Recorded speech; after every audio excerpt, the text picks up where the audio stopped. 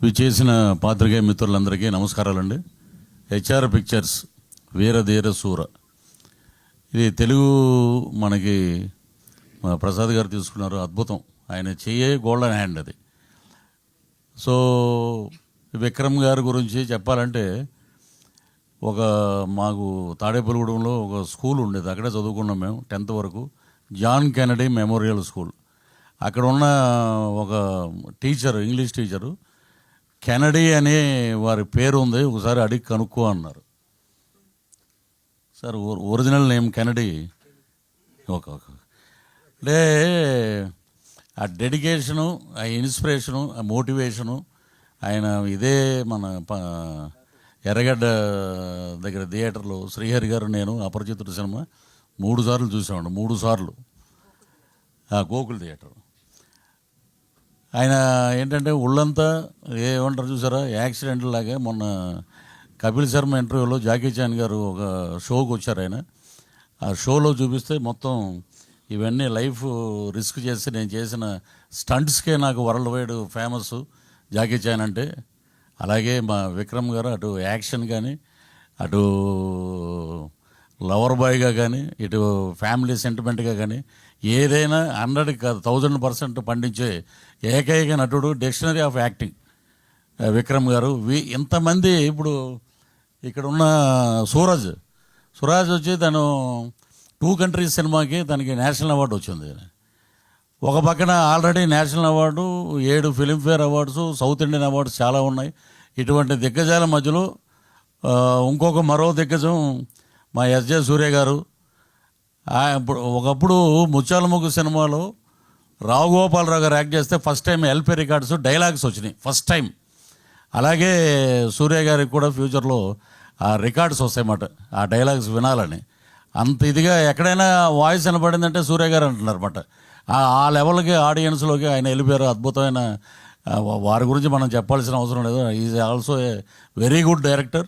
So ఇటువంటి దిగ్గజాల మధ్య నాకు ఒక అవకాశం ఇచ్చినటువంటి అరుణ్ కుమార్ గారికి, హెచ్ఆర్ పిక్చర్స్ గారికి, వాళ్ళకి, అలాగే ఈ నటీనటుల సహకారం అయితే జీవితంలో మర్చిపోలేం. నేనైనా యాక్ట్ చేసాను అంటే ఎప్పుడు క్లీన్ షేవ్ తోటి ఉండేవాడిని. గెడ్డం పెట్టారు, ఆ గెడ్డం చాలామందికి అడ్డం అంటారు, కానీ నాకు మటుకు అదృష్టం అది. నాకు దగ్గర ఇప్పుడు ప్రాసెస్లో 4 సినిమాలు ఉన్నాయి. ఏమంటే గెడ్డం తీసారా? లేదండి, బతికిచ్చారండి. గెడ్డం మటుకు అలాగే ఉంచండి మీరు. సో తెలుగులో మెయిన్ క్యారెక్టర్ ఒకటి చేస్తున్నాను, త్వరలో రివీల్ చేస్తాను, అది పెద్ద డైరెక్టర్ గారు. సో గెడ్డం నాకు అలా అదృష్టమైంది వీరధీర సూరని సినిమా ద్వారా.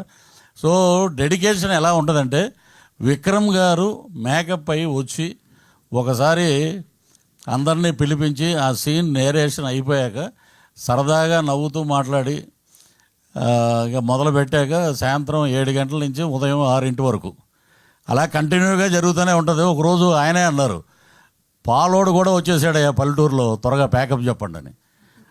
అంత డెడికేటెడ్ హీరో గారు. అక్కడే కూర్చునేవారు అన్నమాట, ఆ చెట్టు కింద క్యారవాన్ దగ్గరికి వెళ్ళటం. ఏమిలో వన్స్ ఒకసారి వచ్చారంటే మళ్ళీ భోజనానికి వెళ్ళటం, మళ్ళీ వచ్చి అక్కడ కూర్చోవటం. సో అంత డెడికేటెడ్. వీళ్ళ దగ్గర నేర్చుకోవటం, నిజంగా యాక్ట్ చేయటం వల్ల మాకు చాలా విషయాలు బోధపడి.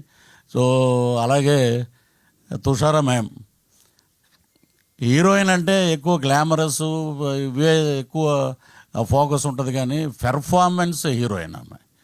ఆవిడ చేసిన సినిమాలన్నీ చూస్తే నిజంగా ఒక సపరేట్ ఫాలోయింగ్ ఉంది లేడీస్లో ఆమెకి. అలాంటి పెర్ఫార్మెన్స్ క్యారెక్టర్ని అద్భుతంగా, ఇప్పుడు మీరు చూడండి ఈ సినిమాలో ఆల్మోస్ట్ ఆ విలేజ్ ప్యాటర్న్లోనే ఉంటుంది ఆమె. కానీ విడిగా ఆమెను చూస్తే రజనీకాంత్ గారే ఇచ్చారు కాంప్లిమెంట్ ఆమెకి ఆడియో ఫంక్షన్లో. అద్భుతంగా మనకి ఉన్నటువంటి బ్రహ్మాండమైన హీరోయిన్స్లో నేను అనుకోవటం ఏంటంటే, she is another Soundarya for Tamil and Telugu industry. Not only in బైలాంగ్వేజ్, ఈ రెండే కాదు, ఆల్ ఓవర్ ఇండియా స్కోరింగ్ మాట. అంటే నాకు తెలిసిన ఇప్పుడు సావిత్రి గారితో మనం అంత ఓల్డ్లో పోల్చారేంటని అంటారు మళ్ళీ. కాదు, ఆవిడ సౌందర్య గారిలాగా అద్భుతమైన క్యారెక్టర్స్ చేస్తూ ఆమెకంటూ ఒక ఇమేజ్ సంపాదించుకున్నది ఆమె. తుషార గారికి, అలాగే మా డిఓపి ఈశ్వర్ గారు అద్భుతమైన టెక్నీషియన్, అలాగే జీవి ప్రకాష్ గారు మ్యూజిక్, అలాగే ఎడిటర్స్. కానీ అక్కడ ఆడియో ఫంక్షన్ జరిగింది చూస్తే ఒక 10,000 మంది పబ్లిక్ ఎప్పుడు వస్తారా విక్రమ్ గారు, ఎప్పుడు ఈ సినిమా గురించి చెప్తారా, 4 మంచి మాటలు అన్నారు. ఇక అదంతా ఒక ఎత్తు అయితే మా సూర్య గారు హడావుడి పడి ఆయన వెళ్ళిపోయారు. నేను ఆ ఫంక్షన్ అయిపోయాక వస్తూ 1 గంటకి థియేటర్ దగ్గరికి వచ్చా. లోపల ఆయన డబ్బింగ్ చెప్తున్నారు.